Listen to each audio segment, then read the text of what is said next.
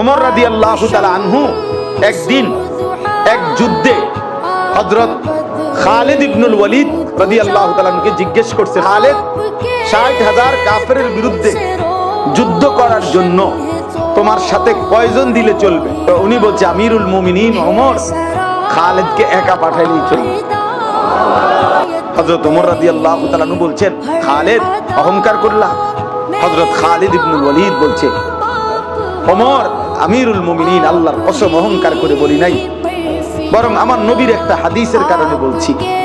আমার নবী সাল্লাল্লাহু আলাইহি সাল্লাম বলছেন যে আল্লাহর জিকির করে, আল্লাহর ইবাদত করে, আল্লাহর স্মরণ করে, আর যে করে না, উভয়ের পার্থক্য হলো একজন জীবিত একজন মৃত।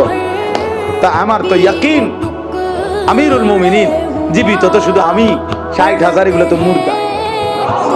তো মরা মানুষ ৬০,০০০ হইলে কি আর ৬০ লাখ হইলে কি, জীবিত তো আমি একাই।